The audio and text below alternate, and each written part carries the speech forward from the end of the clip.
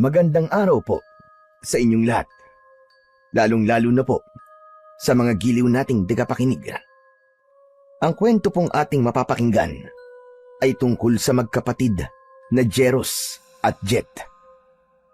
Ang magkapatid na susubok talunin ang kasamaan para sa kalayaan ng kanilang baryo.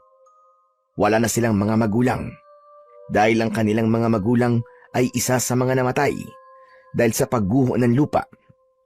Nailigtas ang magkapatid dahil sa ginawang pagsasakripisyo ng kanilang mga magulang. Nang mga panahong yun, ay si Jeros ay 12, habang si Jet naman ay 4 na taong gulang. Dahil sa murang edad, hindi nila alam kung saan sila tutungo. Mabuti na lang at may isang matandang babae ang nagka-interes na kupkupin sila. Magmula noon ay sumasama na si Jeros at Jet para sa paggagapas ng saging. Ngunit dahil bata pa si Jet at kailangan pa nitong alagaan, ay itinatali ni Jeros ang kanyang kapatid sa kanyang likuran upang makapagtrabaho siya nang hindi naiistorbo. Yun lamang ang naisip na paraan ni Jeros upang makatulong sa matandang babae na kumupkup sa kanila. Lumipas ang 8 taon at ganap na binata na si Jeros, habang ang kanyang kapatid naman na si Jet ay pausbong na sa pagkabinatilyo. Tumutulong na rin si Jet sa paggagapas, kaya't malaki-laki na rin ang kanilang kinikita.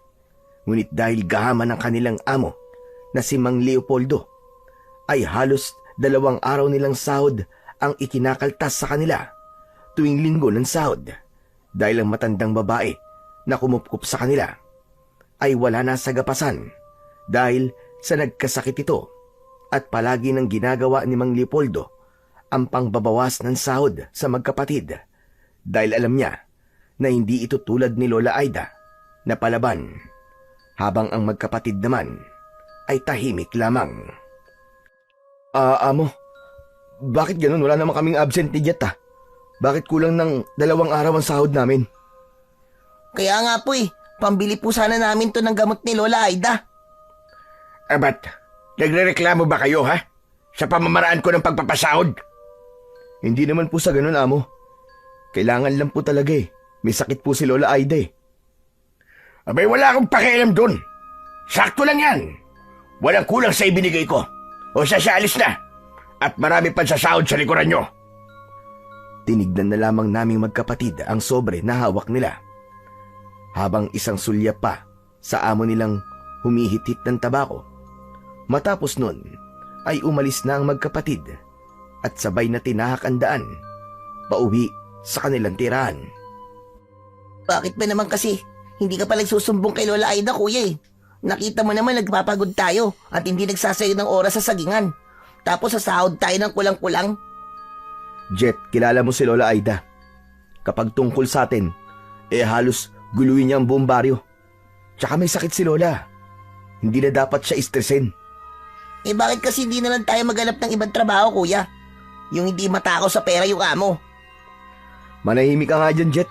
Baka mamaya may makarinig pa sa'yo na tauhan ni Leopoldo Isumbong pa tayo ron. Tsaka, kung yan na naman ang pagtatalunan natin, Jet, ipahinga mo na lang ang bibig mo.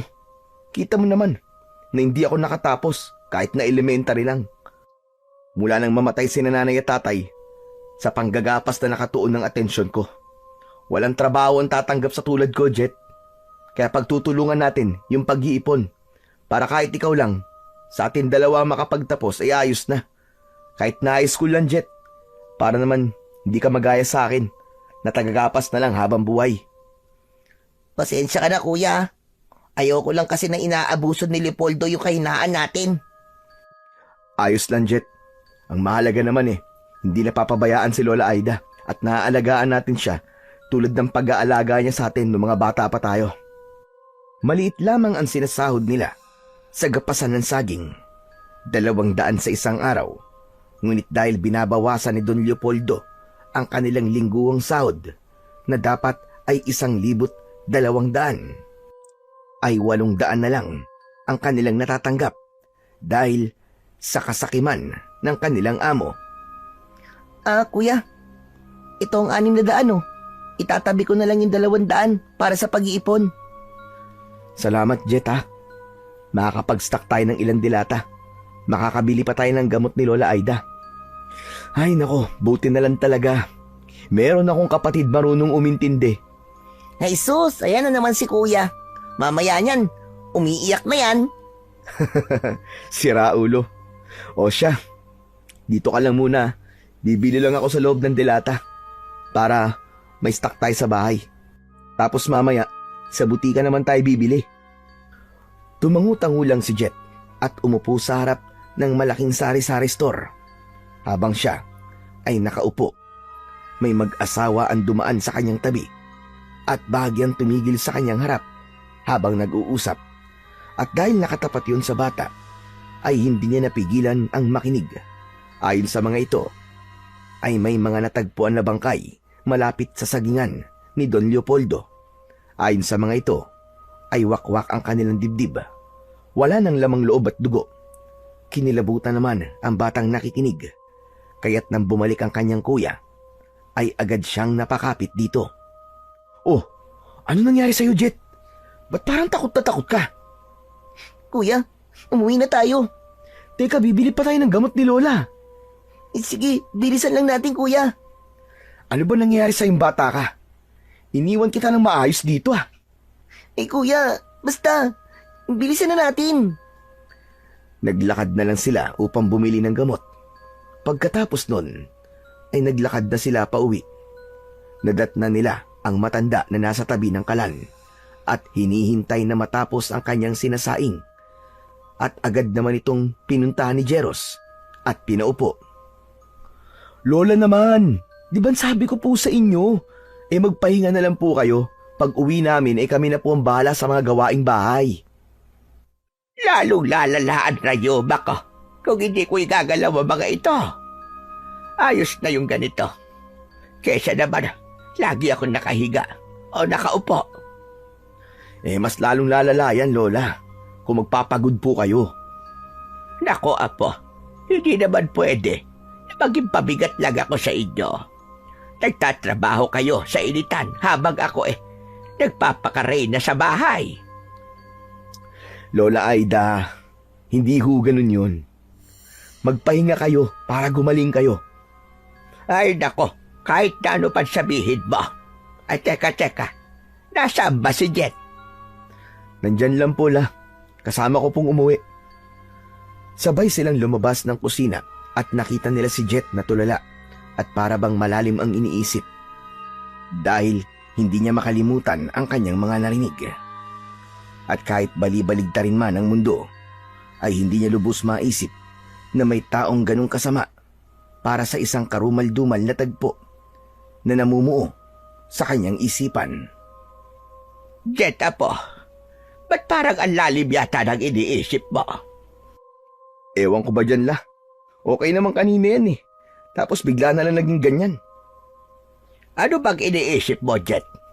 Pwede mo ba sabihin sa akin, Apo? Oo, wala po ito, Lola. Hindi naman po mahalaga. Hindi mahalaga, pero para ka nakakita ng multo. Sige na nga. Kanina kasi iniwan po ako ni Kuya. Tapos may nag-uusap po. Tapos sasabi po, may mga bangkay raw po silang nakita. Doon po malapit doon sa may sagingan ni Man Leopoldo. Wakwak raw po yung tiyan, tapos wala na po mga laman loob. Hindi kaya may aswang na po sa baryo, Lola? Yan. Yan ang mga nakukuha mo sa kakabasa mo ng katatakutan. Tapos, mahilig ka pang makinig sa usapan ng mga matatanda. O ano na pala mo ngayon? Kuya, iba naman yun Sabi ng mga nag-uusap kanina, wakwak yung katawan. Sino bang matinong tao ang gagawa nun? Aba, uso yan. Yung mga nangunguha ng tao, tapos binibenta yung laman loob. Malay mo naman, Kuya. Halimaw talaga, di ba? Ay sus, nagpapaniwala ka na naman. Baga, Apo, nasa harapan niyo ako tapos ganyan kayo. Jeros, Jet, parehong pwede ang mga sinabi niyong dalawa. Basta, palagi na lang kayo mag-iingat. Yan, si Kuya kasi. Oh, bakit ako na naman? Tama na. Yan ang ibig ko sabihin, huwag na kayo magtalo. Kalimutan mo na yung mga narinig mo, Jet. Ikaw naman, Jeros, maghain ka na. Kumain na tayo. Para maaga kayo makapagpahinga. Alam kong pagod kayo kakagapas. Sige po la. Mabilis na naghain si Jeros. Nagbukas siya ng isang dilata at yun ang pinagsaluhan nilang tatlo. Tahimik silang kumain at pagkatapos ay lumabas ng bahay si Jet kahit na medyo madilim na ang kapaligiran upang sana ay pumunta sa poso para maglinis ng katawan. Ngunit hindi pa man siya tuluyang nakakalapit sa may poso ay may naaninag na siyang isang malaking itim na nakasabit sa isang tuyong kahoy. Mukha itong paniki, ngunit halata dito ang mata nitong parang sa tao. Malalaki ang pangil at matutulis ang kuko. Nabitiwan ni Jet ang sabon na kanyang hawak at dali-daling tumakbo sa loob ng bahay habang sumisigaw. Ano ba yan, Apo? Ano na namang nangyayari sa'yo? May aswang po, Lola, may aswang po. Ano ba pinagsasasabi mo, Jet? Hanggang ngayon ba hindi mo pa rin makalimutan yung narinig mo? Lola, nakita ko po. Mukha po siyang paniki. Baka paniki lang talaga yon, Jet. Hindi, kuya. Napakalaki niya. Sobrang laki, kuya. Tapos yung mga mata niya, nandidilat. Purong puti. Tapos ang lalaki ng pangil. Grabe naman yung imagination mo, Jet. Na-apply mo na sa mga nakikita mo. Kapag may nakarinig sa inyan, iisipin na babaliw ka na. Lola, kuya, maniwala naman kayo sa akin. Totoo nga. May ebidensya ako. Hali kayo. Ipapakita ko sa inyo. Bumalik sila kung saan nakita ni Jet ang sinasabi niyang aswang. Ngunit pagdating nila doon, ang sabon na lang na nabitiwan ni Jet ang kanilang nakita. Ay nako, pinagtitripan mo ba kami, Jet? Nasaan yung sinasabi mong aswang, Aber? Nandyan lang yung kanina nakasabit pa nga dyan sa tuyong puno eh. Maniwala ka, Lola. Totoo po talaga yung nakita ko. Baka naman namamalik mata ka lang. Ikaw talaga pinagod mo lang si Lola eh. Tigilan mo na nga yung pag-i-imagine mo, ha? Ang birang bata to. Sige na, maglinis ka na ng katawan mo. Tama ang kuya mo, Apo. Baka namamalik mata ka lang. Sige na, maglinis ka na ng katawan. Babalik na kami sa bahay. Hindi na po. Bukas na lang po pag maliwanag na. Natatakot na po ako eh. Kumamot na lang sa ulo ang nakatatanda niyang kapatid at dinampot ang nahulog na sabon. Pagkatapos ay nagpunas na lamang sila ng katawan at sabay-sabay na pumasok sa kanilang maliit na kwarto. Mabilis silang nakatulog. Kinabukasan, maagang tumayo ang magkapatid. Hindi na nila ginising si Lola Aida. Ipinaghanda na lamang nila ito ng makakain, almusal at pangtanghalian. Oh, ano? Hindi ka ba maliligo? Mamaya na lang, kuya, pag uwi. Eh di ang baho mo yan. Mangangasim ka panigurado. Pagpapawisan ka mamaya. Buong araw pa naman tayo magbibilad sa araw.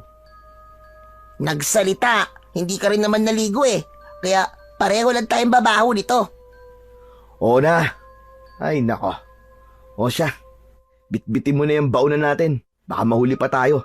Sermon na naman ang aabuti natin ito. Naglakad sila ng sabay. Pagdating sa sagingan ni Mang Leopoldo, ay iilan pa lamang silang naroroon. Ngunit dahil nakagawian na nila na kapag may maagang dumarating ay dapat mag-umpisa na sila sa panggagapas. Kaya dali-dali silang kumuha ng gloves at itak para makapag-umpisa na. At nang dumating ang oras ng kanilang pahinga, ay doon dumating ang kanilang amo na si Mang Leopoldo. May dala itong mga tinapay at isang jug ng malamig na tubig. Yun ang naging meriende nila. Ngunit habang sumusubo ng tinapay ang nakababatang kapatid ni Jeros, ay may napansin itong itim na itim sa tinapay. At agad niyang iniluwa ang tinapay na nasa kanyang bibig. Ano ba yan, Jet? Eh, kuya, tignan mo naman kasi to. Papatayin yata tayo ng Leopoldo na yun eh. May amag yung tinapay. Uy, Jet, ano ka ba? Hinahamon pagsasalita mo. Kapag narinig tayo niyan, yari tayo. Kaya umayos ka. Hoy kayo riyan. Ano naririnig ko ang pangalan ko dyan, ha? Kasi naman po, amo, yung tinapay po. Mabilis na tinakpan ni Jeros ang bunganga ng kanyang kapatid at ngumiti ito kay Don Leopoldo na nasa kanilang harapan. Masarap po. Masarap po yung tinapay. Itinaas lamang ni Mang Leopoldo ang kanyang isang kilay at saka siya tumalikod. Nagtungo ito sa isang kubo at isinara niya ang pintuan nun habang ang magkapatid naman ay nagkatinginan. Pwe! Kuya, mas mamamatay ako sa kamay mo eh. Ano ba yan? Ang baho. Ayusin mo kasi, Jet. Kapag sinabi mo yung tungkol sa amag, siguradong hindi tayo bibigyan uli nun. Parang hindi mo alam ang ugali ng panot na yun. Ibulsa mo na lang yan. Tapos, pagdating sa loob ng sagingan, ibabaon natin para hindi makita ng panot. O sige kuya, pengin na lang ako ng tubig. Uminom na lang sila ng tubig. Pagkatapos ng oras ng kanilang pahinga, ay bumalik na sila sa loob ng sagingan. Nakalimutan naman nila ang tinapay na kanilang ibabaon sa lupa. Nagpatuloy na lamang sila at habang patuloy sila sa paggagapas, disgrasyang natabas ni Jeros ang isang malaking puso ng saging. Hala kuya, ibabawas ni Panot yan sa sahod natin. Huwag kang maingay! Diyos ko, dapat natin tong itago. Dali, mag-okay ka! Bilisan mo! Ano yung narinig kong itatago nyo, ha? Napasalampak na lamang sa upo ang kapatid niyang si Jet upang matakpan ang puso ng saging na disgrasyang natabas ni Jeros. Kinabahan naman ang magkapatid dahil unti-unting lumalapit ang kanilang amo. Amo, ito pong tinapay, itatago po namin para po mamaya may mamimerienda pa po kami. Inilabas niya ang tinapay na nakabulsa sa kanya upang ipantakip sa katotohanan na kanilang nagawa. Ngunit hindi kumibo ang kanilang amo na nakatayo sa kanilang harapan. Dinignan lamang sila nito na para bang binabasa ang kanilang mga muka kung sila ba ay tunay na nagsasabi ng totoo. Pinilit na ngumiti ng magkapatid upang hindi mahalata na hindi talaga ang tinapay ang tunay na kanilang itatago. Opo, Among Leopoldo, yung tinapay po talagang itatago namin. Baka po kasi magutom kami ulit mamaya eh. Bakit ka nakaupo? Lampasalampak, Jet. Ano po kasi, may langgam po sa puwet ko. Sinusubukan ko pong ikaskas sa lupa. Opo. Sabi ko nga po sa kanya, tutulungan ko na lang siya sa pagkamot eh. Ayaw naman po niya, kaya po kinakaskas na lang po niya ang puwet niya sa lupa. Tinignan lamang sila ni Mang Leopoldo habang humihit-hit ng kanyang tabako. Bago ito tuluyang tumalikod at umalis, nagpasalamat naman ang magkapatid at pinaniwalaan sila ng kanilang amo dahil alam nila na siguradong malaki ang ibabawas sa kanilang sahod pag nagkataon. Iuhukay na sana ng magkapatid ang puso ng saging, ngunit naisipan nila na pwede nilang maiulam yon. Ipinatabi na lamang niya sa kanyang kapatid upang iuwi na lang nila mamaya. Hindi na nag-usap ang magkapatid at nagpatuloy na sila sa kanilang paggagapas. Nang dumating ang oras ng tanghalian, ay bumalik na sila sa kanilang pahingahan. Ngunit pagdating nila doon, ay nakita nila ang kanilang amo na nakaupo malapit sa kanilang pahingahan. Hinintay nito na makumpleto silang lahat at sinabi nito na kalahating araw lang muna sila dahil may pupuntahan ito.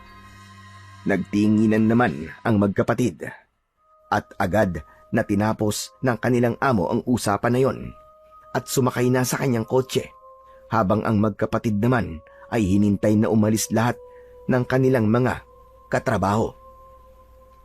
Ayan, Jet, wala na mga kasama natin. Kunin mo na yung pinatago ko sa'yo, tapos ilagay mo rito sa bag ha. Uwi na tayo kagad. Ala kuya, mata ko lang. Dapat tayong dalawa. Ay nako, o siya, bilisan na natin. Kinuha nila ang itinago nilang puso ng saging.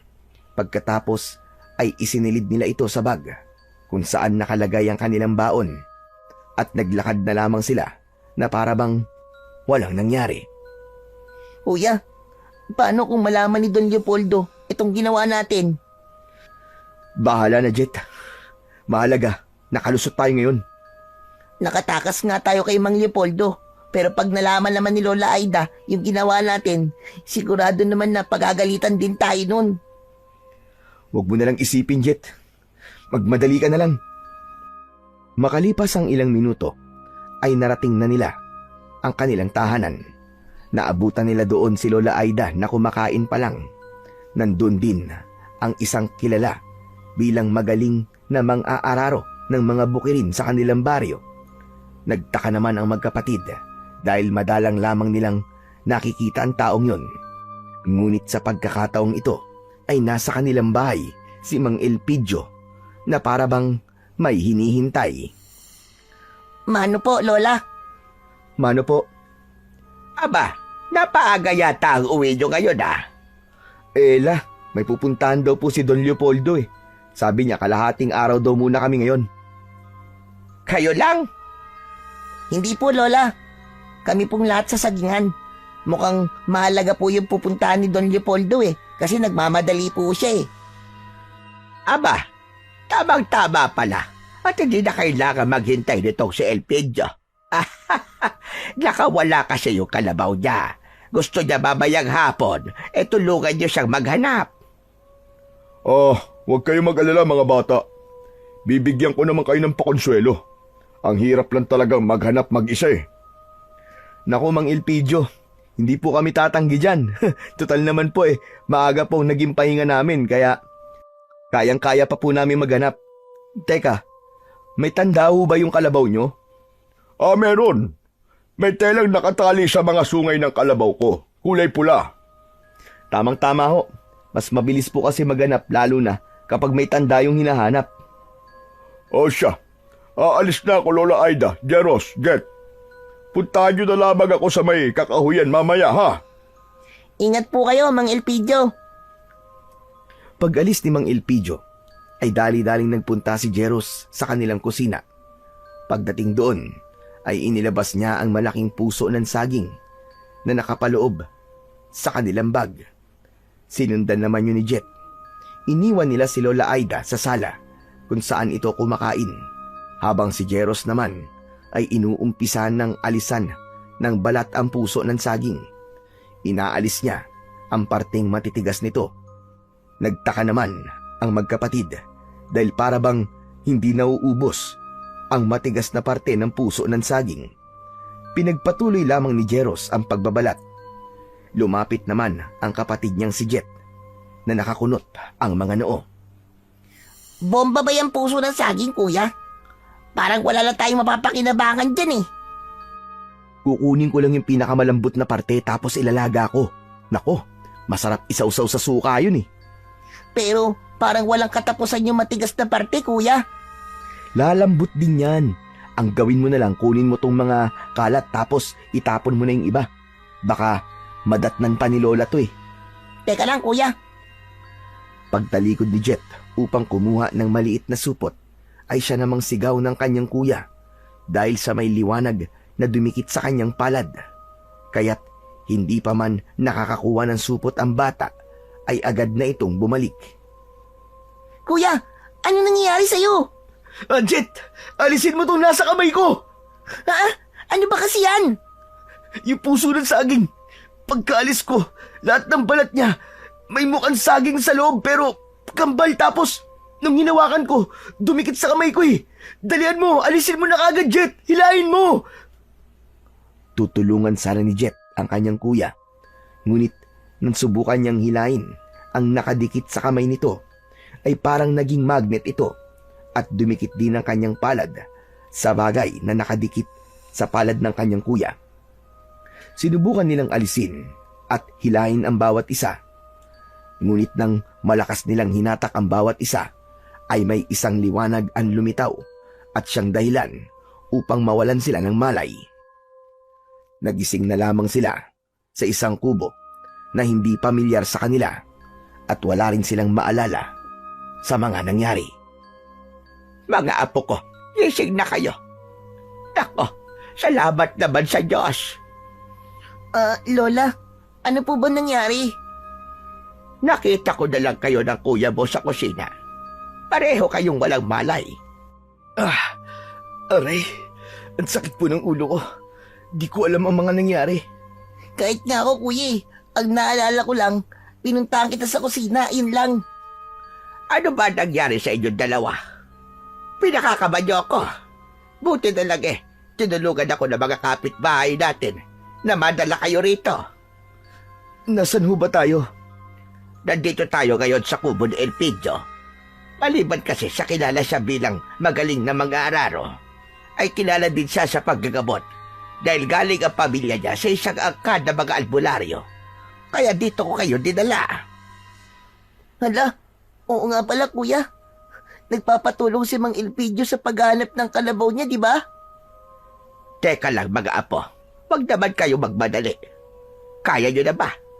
Hindi na ba masama ang pakiramdam nyo? Kaya na po la. Ikaw ba, Jet? Kaya mo na ba? Oo, kuya. Wala namang masakit sa katawan ko eh. Ilang sandali pa ay pumasok na si Mang Elpidio sa kubo.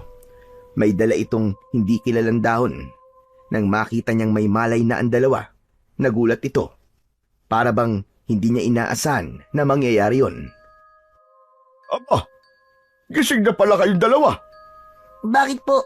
Hindi niyo po ba inaasahan ng pagising namin ni kuya? Kaya nga po, ano po ba talaga nangyari? Gusto niyo ba talaga malaman? O baka naman may alam na kayo? Wala ba kayo naaalala?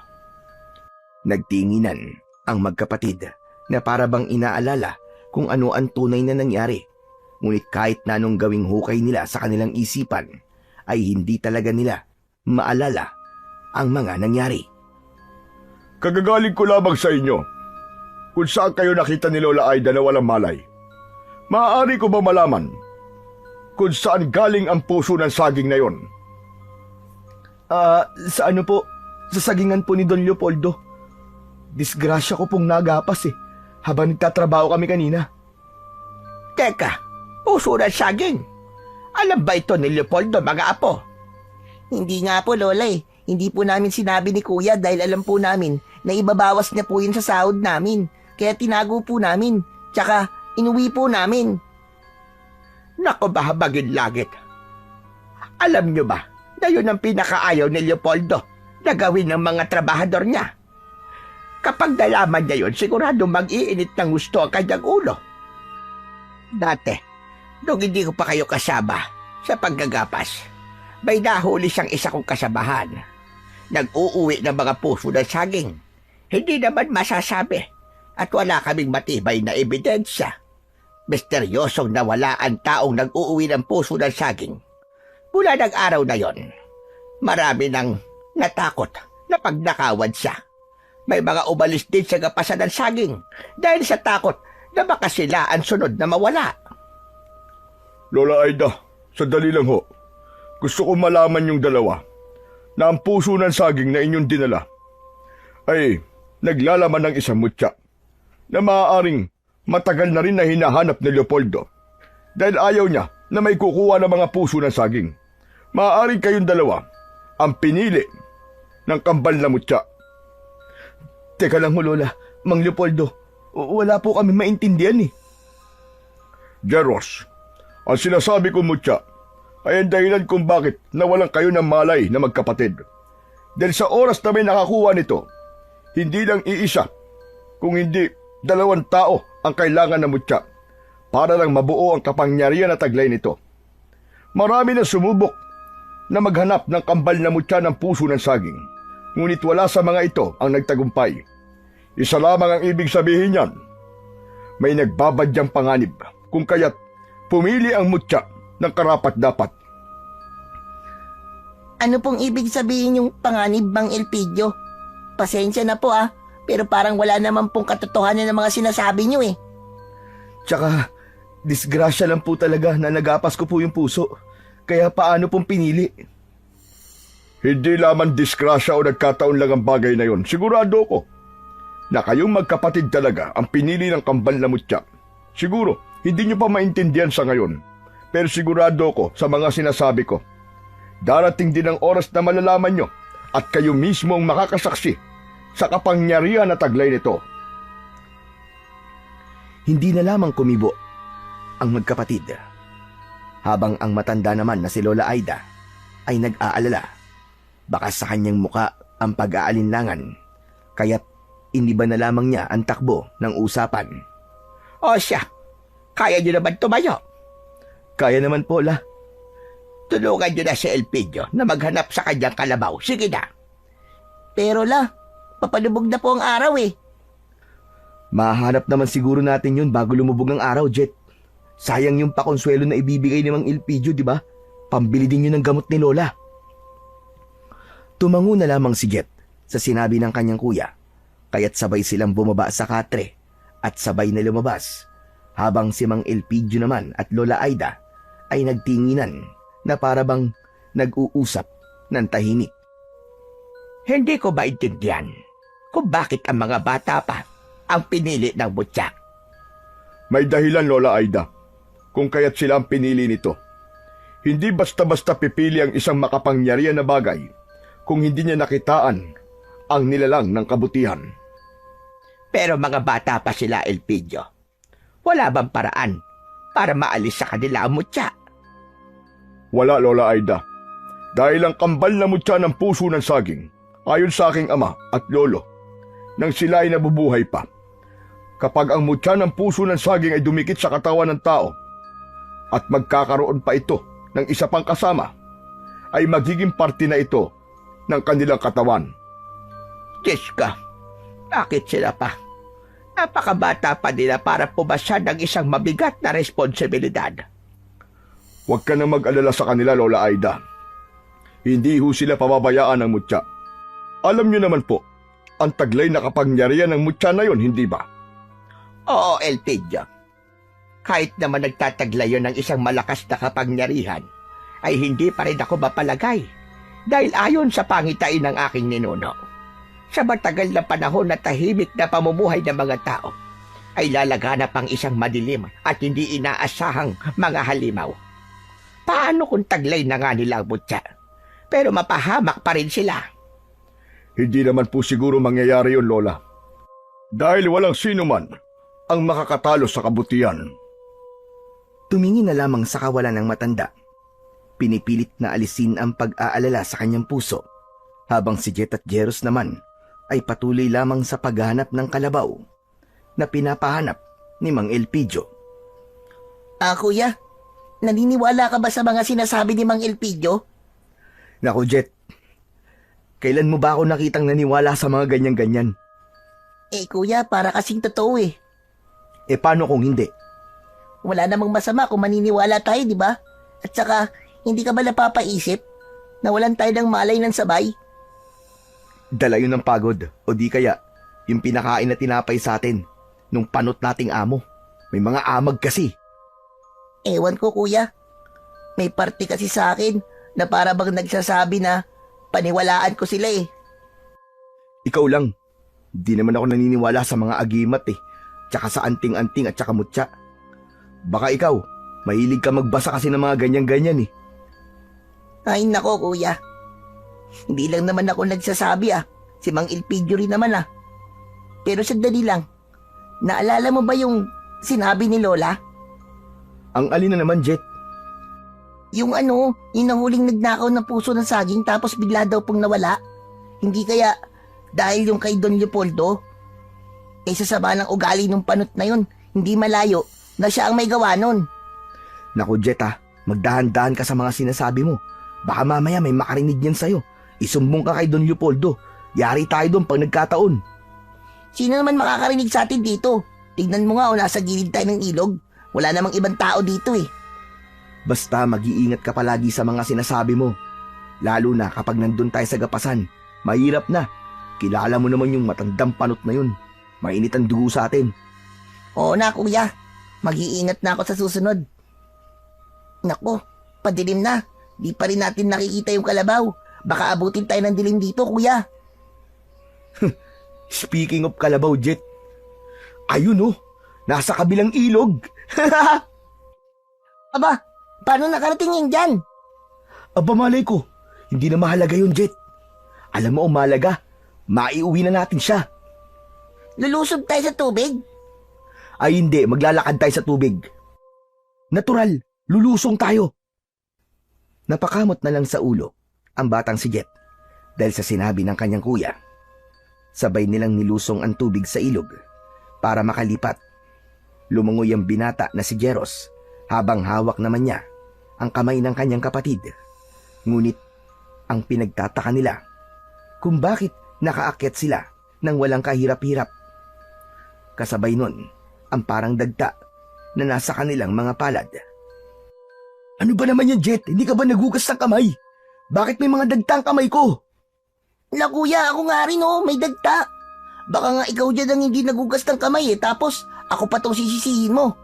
Hoy, gumamit ako ng gloves, no? Ako rin naman ano nga kala mo sa akin? Basta. Mamaya magugas ka ng kamay. Tara, kunin na natin yung kalabaw. Nilapitan na nila ang kalabaw. Nagpasalamat naman sila at hindi ito mailap. Kaya pala hindi ito makauwi dahil nakapulupot ang tali nito sa mga talahib. Mabilis nilang kinuha yon at sabay na tinahak ang daan. Naabutan na sila ng dilim at habang naglalakad, napansin nila ang pagkabalisa ng kalabaw para bang ayaw nitong tumuloy sa paglalakad. Nang narating nila ang isang malaking puno ng akasya na malapit sa tabing ilog, ay napahinto sila dahil huminto ang kalabaw. Ayaw na nitong maglakad. Maya-maya pa, isang kakaibang tunog ang narinig ng magkapatid. Napakapit naman si Jet sa kanyang kuya. Napansin na lamang nila ang kalabaw na bigla na lamang lumuhod sa kanyang kinatatayuan. Hayop na yan! Ano ba nangyayari sa iyong kalabaw ka? Makisama ka naman! Ang dilim-dilim na Wala pa kaming dalang kahit na anong ilaw! Tumayo ka na dyan! Kuya, natatakot ako. Ayan ka na naman, Jet, ha? Pinaiiral mo na naman yung pagiging matatakotin mo, eh. Umayos ka nga. Nandito pa naman tayo sa may puno ng akasya. Pinilit ni Jeros na patayuin ang kalabaw. Ngunit kahit na anong pilit nito, ay ayaw pa rin itong tumayo at maglakad. Lumayo na rin ang tunog na kanilang naririnig. Ngunit nang tumingin si Jeros sa kanyang harapan at bandang itaas, napansin niya ang isang nilalang na parang paniki na nakasabit. Hindi ito nag-iisa dahil 4 ang mga ito. Sinubukan pakalmahin ng binata ang kanyang sarili. Sinubukan niyang isipin na isa lamang yung ordinaryong paniki. Ngunit sa muli niyang pagtingala ay napansin niyang sila ang tinitignan ng mga ito hanggang sa umangil ang mga yon ng napakalakas. Ganun na lamang ang panlalaki ng kanyang mga mata nang mapansin niyang lumipad ang mga ito at nagpaikot-ikot sa kanila. Hinigpitan ni Jet ang pagkakakapit niya sa kanyang kuya habang si Jeros naman habang nakahawak sa lubid ng kalabaw ay mahigpit niyang inakap ang isang kamay ng kanyang kapatid. Anak ka ng tinalupang tokwa, Anong mga to? Hinayupak na yan! Buisit na kalabaw ka kasi! Nag-inarte ka pa eh! Kuya, ganyan yung nakita ko dun sa tuyong puno na malapit pa sa may poso. Kuya, mga aswang ka mga yan! Manahimik ka nga dyan, Jet! Nakikita ko naman eh! Subukan niyo lumapit sa amin! Sinasabi ko sa inyo! Hindi ako natatakot sa mga itsura nyo! Mas matakot kayo pag daawakan ko kayo sa leeg! Hindi ko talaga kayo titigilan hanggat hindi kayo nagkukulay ube! Sa itim nga mga yan, kuya. Malabong maging kulay ubi ang balat ng mga yan. Tumahimik ka na nga dyan, Jet! Ang daldal mo! Nagpatuloy lang ang 4 na aswang na mukhang paniki sa pag-ikot sa kanilang magkapatid hanggang sa isa-isa ang mga ito na umatake. Hindi naman alam ng magkapatid ang gagawin, kaya't agad na nag-isip ang binata ng pwedeng gawin. Napansin niyang mahaba ang lubid ng kalabaw, kaya't niluwagan niya ito at yun ang ginamit na panghataw sa mga lumalapit na aswang. Bawat hagupit niya sa mga aswang ay nag-iiwan yun ng nagliliyab na sugat. Pagkatapos ay sinubukan ng mga aswang na dagitin ang kapatid niyang nakakapit ng mahigpit sa kanyang damit. At nang makuha ng aswang ang buhok ng kanyang kapatid, sinubukan niya itong ilipad, ngunit mahigpit itong niyakap ni Jeros sa bandang paanan. Umiiyak naman sa sakit ang bata hanggang sa nahawakan ng bata ang kamay ng aswang na ginagamit nito na panghila sa kanya. Pagkatapos nun, ay dumikit ang kamay ng aswang sa batang si Jet. Ngunit habang nakadikit ang kamay ng aswang, halata dito ang paso na kanyang natatamo. Napansin din yun ng binata, kaya't doon na bumalik ang alaala niya sa mga nangyari sa kanila ng kanyang kapatid. Kaya't sinubukan niyang mahawakan ng ibang aswang. Ang isa ay nahawakan niya sa pakpak. Ipinaikot-ikot niya yon at sabay na binitiwan. Naalala ko na, Jet! Ako rin kuya, yung maliwanag na bagay na dumikit sa kamay mo. Tapos, nung sinubukan kong alisin, dumikit din yung isa kong kamay. Tumango ang kanyang kuya. Pagkatapos nun, ang 3 aswang na bumagsak sa lupa ay isa-isa nilang hinawakan sa leeg, dahilan ng kanilang pagkalusaw, habang ang isang aswang naman ay nakatakas. Nang wala ng aswang sa paligid, doon pa lamang tumayo ang kalabaw. Hanep din na kalabaw to. Pinanood lang tayo, tapos tatayo lang para umuwi. Pasalamat ka nga, hindi ko yung muntik dagitin eh. Ako nga, sakit pa rin ng ulo ko. Kasi, hinilan ng aswang yung buko kanina. Pero at least ligtas ka. Grabe, kinabahan ako dun ah. Akala ko, ililipad ka na talaga nung halimaw na paniki na yun eh. O ano, naniniwala ka lang ngayon na may aswang kuya. Ayaw nyo kasing maniwala sa akin eh. Di ba nga, sabi nila, hindi nagsisinungaling ang bata. Ngayon napatunayan ko yun. Kita mo yung umatake sa atin kanina? Mga aswang yun. Nakikita ko sila sa mga binabasa ko. Una. Halika na, umuwi na tayo. Baka nag-aalala na sa atin si Lola. Pinasakay ni Jeros ang kanyang kapatid sa kalabaw. At habang hinihila niya ang kalabaw, hindi matanggal sa isip niya ang itsura ng mga nilalang na umatake sa kanila. Habang inaalala naman ang kapatid na masakit pa rin ang anit dahil sa ginawang paghila sa kanya ng aswang. Malapit na tayo sa tulay, Jet. Hindi ka pa ba nagugutom? Hindi pa kuya. Ang nararamdaman ko lang ngayon yung anit ko. Ang sakit nung ginawang paghila sa akin ng hayop na aswang na yun. Hayaan mo, Jet, pag uwi sa bahay, lalagyan ko yan ng langis ni Lola, hihilutin ko.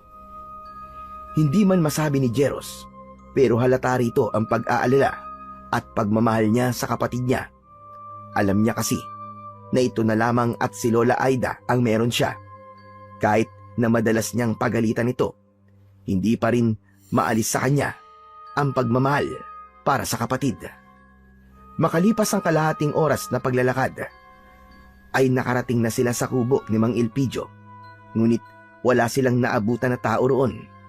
Itinali na lamang nila ang kalabaw sa isang puno ng alatiris at tinahak ang daan pauwi. Nagtaka naman sila sa kakaibang dilim sa bawat bahay. May tahimik at may mga bahay din na nadadaanan sila na para bang may umiiyak. Kaya kinabahan na ang binata at binilisan ang paglalakad. Kuya, sandali lang naman.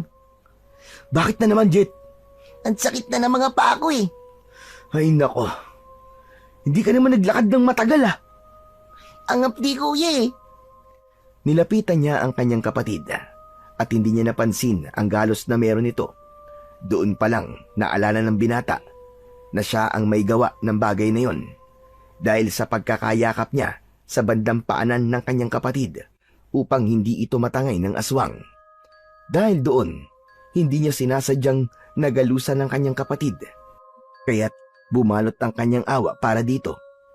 Kaya't pinunasan na lamang niya ito pauwi sa kanilang munting tahanan.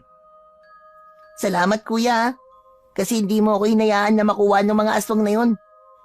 Wala yun. Kahit naman sinong kuya ang nasa kalagayan ko, pag nakita nilang tatangayin yung kapatid nila ng mabangis na halimaw, gagawin din yung ginawa ko. Pero salamat pa rin kuya. Kasi kahit na akala ko nun, dahil palagi mo akong pinagagalitan, akala ko di mo ako mahal. Pero pinakita mo sa akin ngayon na mahalaga pala ako sa'yo. Kasi di mo ako hinayaan na madagit ako nung aswang. Habang nakapasan ang nakababata niyang kapatid, ay naramdaman niya ang paghigpit ng kapit nito sa kanya, na ang ibig sabihin ay niyayakap siya nito. Habang napapangiti naman ang binatang si Jeros, Nang makarating sila sa kanilang tahanan, naabutan nila doon ang walang malay na si Lola Aida. Nasa sala ito, habang si Mang Elpidio naman ay nasa tabing upuan. Mang Elpidio, ano po nangyari kay Lola? Diyos ko, salamat naman at ligtas kayong nakauwi. Kanina kasi, may mga halimaw na umatake sa baryo. Ang daming nakuha at halos mga bata. Dahil sa pag-aalala sa inyo ni Lola Aida, ayan, nawalan siya ng malay. Hindi naman kami inatake dahil naamoy yata ng mga aswang na wala kaming kasamang mga bata. Habang naglalakad po kami papauwi, Mang Elpidio, may umatake din po sa amin. Sinubukan po nila akong tangayin. Pero hindi po hinayaan ni Kuya yun. Ang nakapagtataka lang po, nasusunog po sila sa bawat hawak namin sa kanila. Ngayon ba, ay naniniwala na kayo na kayo nga ang nakakuha ng kambal na mutya? Ang ibig sabihin lang ng pagpili sa inyo ng mutya ay kayo ang lalaban sa mga halimaw na maaaring sumugod ulit dito anumang sandali. Teka lang po, Mang Elpidio. Bakit kami naman po magkapatid ang napili? Dahil karapat-dapat kayo. Dahil may nakita sa inyo ang mutya na hindi niya nakikita sa iba. Pero paano pong kapatid ko? Napakabata niya pa po. Ayos lang sana kung ako lang. Pero David po ang kapatid ko. Di po pwedeng may mangyaring masama sa kanya. Dahil sila na lang po meron ako. Pinili kayong pareho, Jeros. Dahil nakita ng mutya na kaya nyo. Bilang kambal na mutya, kailangan dalawa kayo upang mas malakas ang kapangyarihan na tataglay ninyo. Ano po bang kapangyarihan ang meron nito? Mukhang interesado ka na. Sige, sasabihin ko sa inyo magkapatid kung ano ang kakayahan ng mutya na inyong tangan. Ang kambal na mutya ng puso ng saging.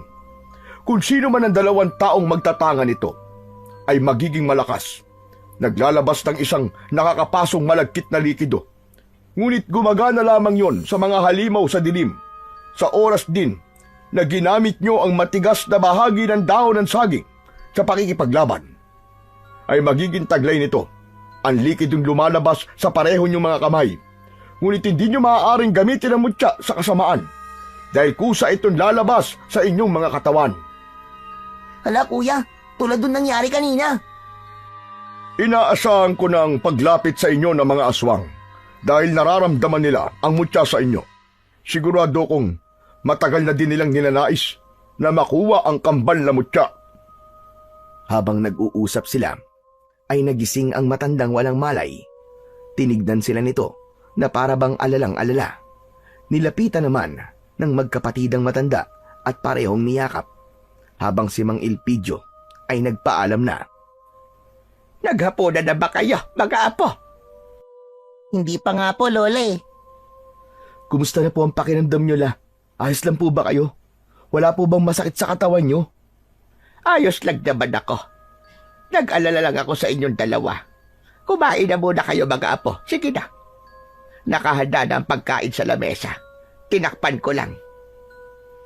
Tumango ang magkapatid at bago pa sila lumapit sa pagkainan, ay niyakap muna nila ang matanda at tahimik na lumapit sa pagkainan. Pagkatapos nun, ay kumain sila ng tahimik. Matapos nila kumain, ay bumalik sila sa tabi ni Lola Aida. Nadatnan nila ang matanda na malalim ang iniisip. Tapos na po kaming kumain, La. Ikaw po ba? Ayaw niyo pa pong kumain? Kumain na ako, mga apo. Inasikaso ako ni Elpidio. Ella, bakit po ba kayo nawalan ng malay? Nag-alala lang ako sa inyo ng kuya mo. Kasi umatake kanina mga aswang na mukhang panik eh. Tapos kayo ay nasa labas. Hindi ko na napigilan ang aking sarili na mag-alala ng gusto. Ayos lang naman po kami, La. Hindi naman po kami napano eh. Ikaw kuya, ayos lang. Kasi hindi kasi nabulutan ng aswang. Ano ka ba? Anong sinabi mo, Jet? Napahilamos na lamang sa muka ang kanyang kuya na nakatingin sa kanyang batang kapatid dahil balak niya sanang itago na lamang sa kanilang lola ang nangyari. Ngunit dahil sa kadaldalan ni Jet ay hindi niya na magagawa yon. Sinubukan po akong dagitin ng aswang, Lola. Gamit po ang buhok ko. Ang sakit pa nga po ng anit ko eh. Pero la, di naman po siya nakuha eh. Sige na po la, magpapahinga na po kami. Pahinga ka na rin po. Hinila ni Jeros ang kanyang nakababatang kapatid papasok sa kanilang silid at dinuro niya ito sa muka na dahilan upang ipagtaka naman ni Jet. Ang daldal mo talaga. Nakita mo naman na nananahimik na ako. Gusto mo talagang mag-alala ng gusto sa'yo si Lolay, no? Hindi mo nalang inisip na pwedeng makasama sa kanya yun. Sorry kuya, hindi ko naman po sinasadya eh. Sa susunod huwag kang ganun. Ingatan mo mga sasabihin mo. Isipin mo muna kung makakasama ba yun sa nararamdaman ni Lola. Pasensya na kuya, hindi ko talaga sinasadya. Niyakap ni Jet ang kanyang kuya at naluwa ito. Ganun din ang ginawa ng binata dahil hindi ito sanay na nakikitang umiiyak ang kanyang kapatid. Pinahiga niya na ito para magpahinga. Mabilis naman na nakatulog ang bata habang si Jeros naman ay nakaupo at nakatingin sa may labas ng bintana. Iniisip niya ang bigat ng responsibilidad na kanilang pasan-pasan at damay pa roon ang kanyang nakababatang kapatid. Iniisip niya na kapag napahamak ang kanyang kapatid ay siguradong hindi siya mapapatawad ng kanyang mga magulang. Isa pat, bago tuluyang humiga, ay sinulyapan niya muna ang kapatid niyang maimbing sa pagtulog. Matapos niya itong sulyapan, ay tuluyan na siyang humiga at ipinikit na niya ang kanyang mga mata. Kinabukasan, naunang nagising ang matanda at ginising ang dalawa upang magtrabaho. Agad naman silang tumayo at nakita nila sa orasan na malapit na silang mahuli sa trabaho, kaya't hindi na sila nakapaghanda ng kanilang mga babaunin. Lola Aida, aalis na po kami ni Jet O siya, sige. Mag-iingat kayo. Hindi na nag-aksaya ng oras ang magkapatid. Mabilis nilang isinubo ang tig-2 pandesal sa kanilang mga bibig at kinuha ang bag na may lamang gloves at panggapas at mabilis silang tumakbo. Dahil sa bilis nila sa pagtakbo ay di na nila namalayan na mabilis silang nakarating sa sagingan. Pagdating doon, nadatnan nila ang mga kasama nilang nakaluhod sa lupa.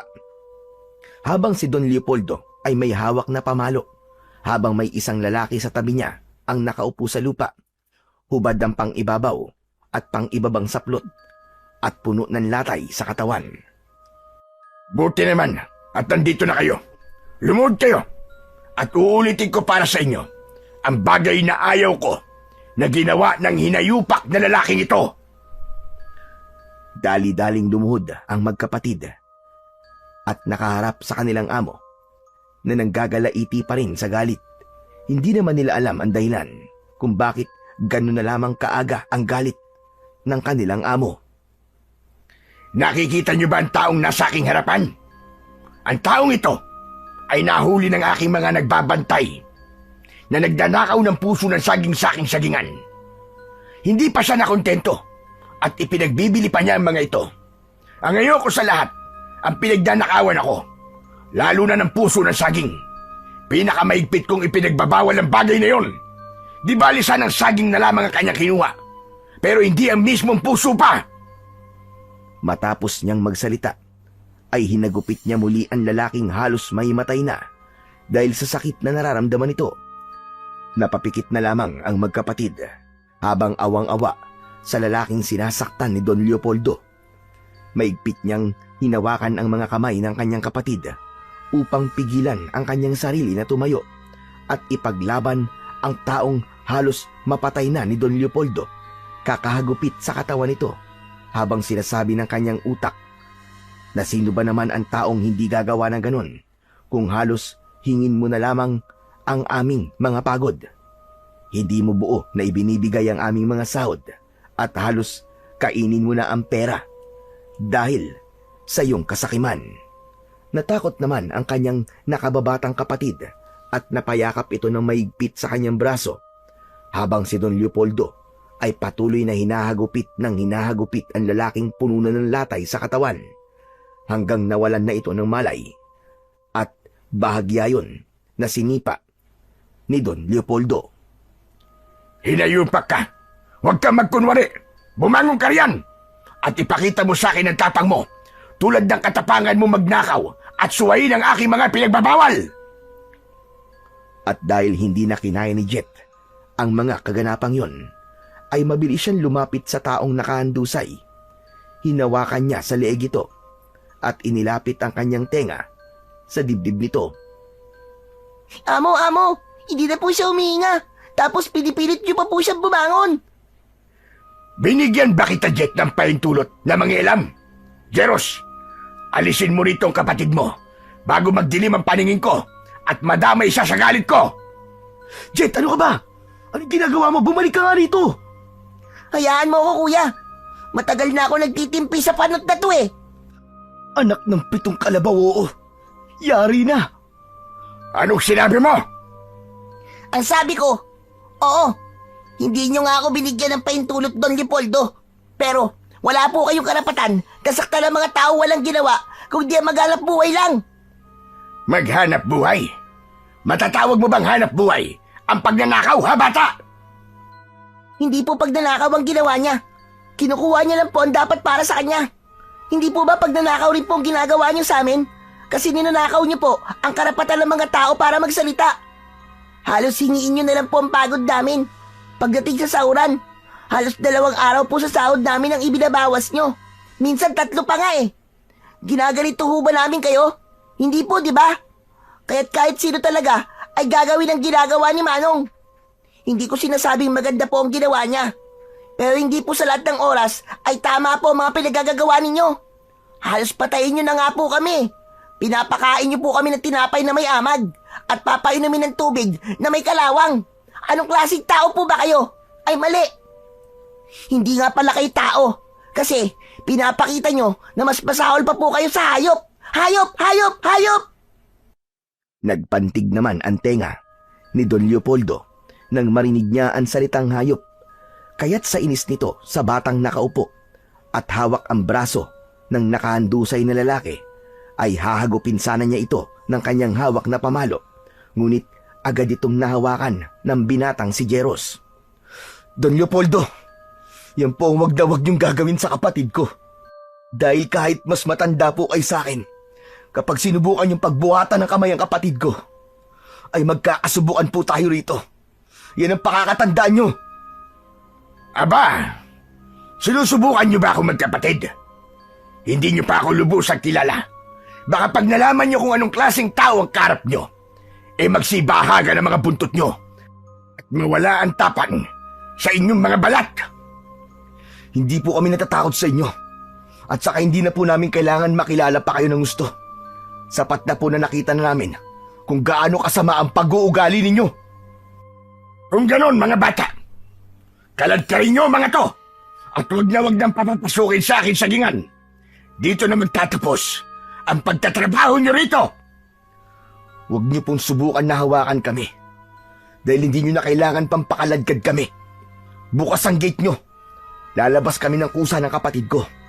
At saka wag ho kayong mag-alala dahil nasa plano na po talaga namin na iwan ang impyernong sagingan na ito. Tara na, Jet. Tumayo ka na dyan. At baka mahawa pa tayo sa ugali ng taon to. Kaya kayo mga agapas, ngayon pa lang, pag-isipan nyo na lang mabuti. Nasaksiyan nyo kung gaano kasama ang taon to. Ngayon pa lang, isipin nyo na mga buhay nyo. Hindi lang mga aswang na paniki ngayon ang dapat nakatakutan ninyo. Dahil mas nakakatakot ang meron sa pag-uugali ng taong to. Hinila na ni Jeros ang kanyang nakababatang kapatid at tuluyan ng nilisan ang gapasan ng saging. Habang naiwan naman doon si Don Leopoldo na nanggagalaiti sa galit.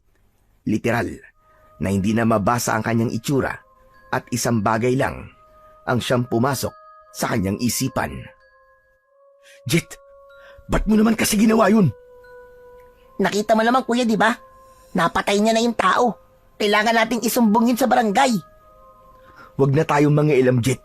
Tama na yung ginawa nating pagsagot-sagot kay... Kanino? Kay Panot? Sira ulo ka talaga. Pero alam mo, Jet, nung nagsalita ka kanina, aba, para ako nabunutan ng tinik sa puso. Tapos, nung naglabas din ako ng sama ng loob, parang guminhawa ang pakiramdam ko. Ganun pala ang pakiramdam, Jet. Pag nailalabas mo yung masasamang nararamdaman mo sa taong nagpapakita sa'yo ng di maganda. Ganon din yung naramdaman ko, kuya. Pero, di ko pa rin maisip kung bakit naging ganun kasama si Don Leopoldo. Di ba? Nung nandun pa si Lola hindi naman siya ganun kalupit. Di ko rin alam, Jet. Wag na yan ang isipin mo. Hindi dapat inaalala ang mga ganong tao. Alam mo ang dapat na alalahanin natin? Ano, kuya? Kung anong ipapaliwanag natin kay Lola Aida. Paano na tayo ngayon? Di sabihin natin kay Lola yung totoo kung gaano talaga kasama ang ugali ng panot na yun. At saka, kuya, wala naman mali sa ginawa natin. Mas maganda nga na umalis na tayo doon kasi kung di pa tayo umalis doon, baka malaman niya ang ginawa natin. Oo nga no. Tama ka. Mahirap na. Baka gawin din niya sa atin yung ginawa niya kay Manong. Pero ang iniisip ko, kung paano tayo ngayon. Paano tayo? Wala na akong perang nakatago. Hindi mo na ako mag-aaral sa susunod na pasukan. Gamitin na muna natin yung naipon ko. Sa tingin ko, kuya, malaki-laki na rin yun kasi halos mapuno ko na ng barya at tig-100 yung kawayan kong alkansya. Pero, yun na nga paano ang pag-aaral mo? Tsaka na yung kuya. Tapos, kapag may sobra sa ipon ko, di magtayo tayo ng maliit na negosyo, tapos mag-umpisa ulit tayo. Pero dapat yung negosyo natin yung papatok sa mga tao. Ay, ewan, di ko na alam ang gagawin ko, Jet. Di ko alam kung gagana ba yung naiisip mo, pero bahala na. Wala namang masamang subukan Nagpatuloy na sila sa paglalakad. Pauwi sa kanilang bahay. Nadatnan nila doon ang matanda na nakaupo sa kanyang maliit na duyan. Nagbabasa ito ng dyaryo. Nagtaka naman ito nang mapansin ang magkapatid na nakatayo sa kanyang harapan. Aba, Jet, Jeros, bakit umuwi kayo? Wala na ho, La. Teka, ano bang wala na? Wala na po kaming trabaho, la. Umalis na po kami kay Don Leopoldo. Aba, biglaan naman yata yan mga apo. Bakit? Ano ba nangyari? Kasi La, nadatnan po namin si Don Leopoldo na may sinasaktang tauhan doon po sa gapasan. Mukhang napatay niya nga po yung tao Ano? Ano ba pinagsasasabi niyo? Naabutan na lang po namin na ganun po yung sitwasyon, La. Dahil po sa nagnakaw daw yung tao ng puso ng saging. Binenta raw po yun ni Manong. Pero sabi niyo napatay niya, di ba? Opo, La. Nakita po namin na humandusay na po yung tao sa lupa. Baka naman nawalan lang na balay. Hindi po, La.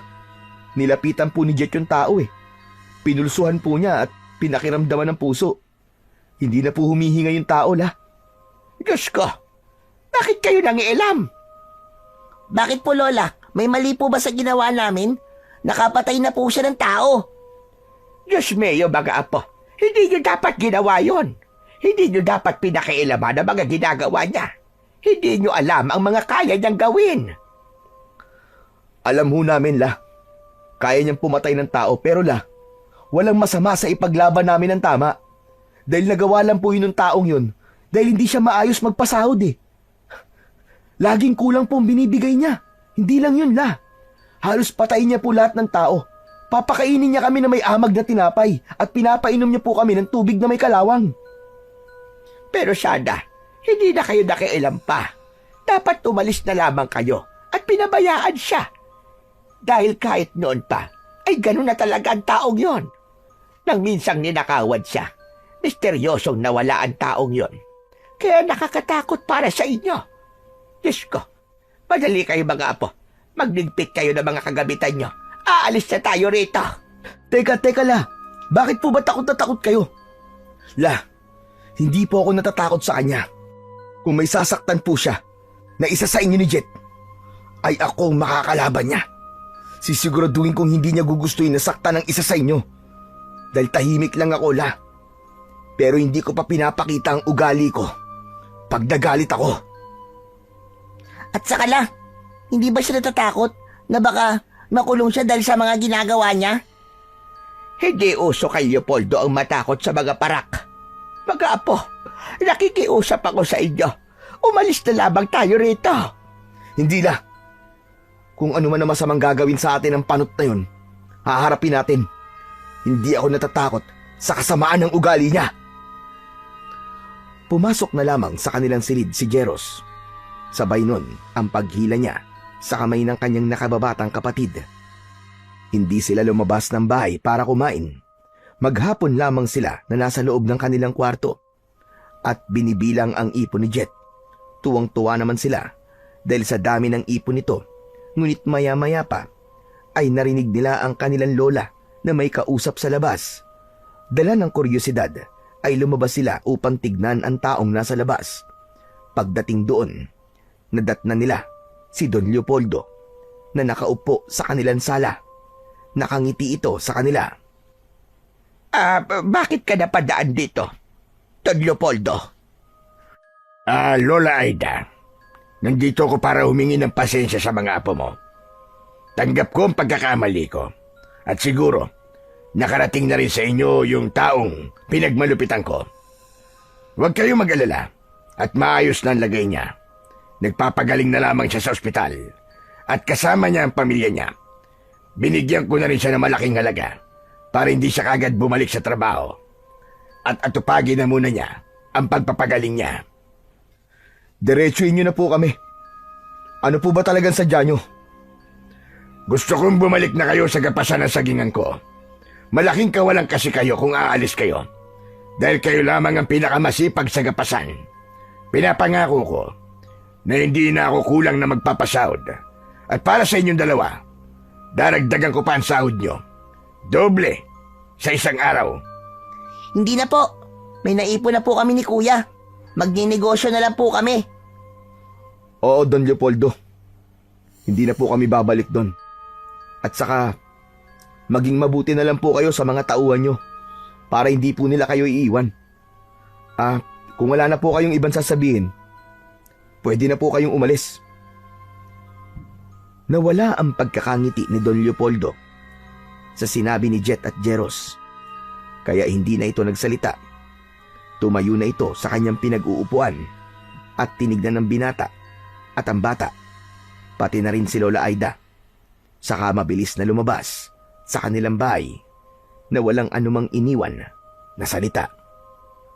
Buo na ba talaga ang desisyon nyo, mga apo? Opo, La. Malaki-laki na rin po ang naipon namin ni Kuya. Magdinegosyo na lang po tayo. Saka Lola, may tira pa po yung ipon namin para sa pag-aaral ko sa susunod na pasukan. Kung ganon, ay maganda nga yan, apo. Pero sigurado na pa talaga kayo. Opo, La. Sigurado na po kami. Hindi na nagsalita pa si Lola Aida.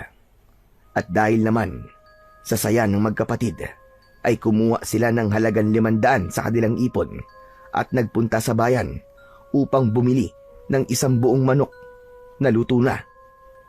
Pagdating sa bahay, ay agad na nagsaing si Jet habang sa labas ay tuluyan ng dumidilim nang biglang may pagkatok na naman sa kanilang pintuan.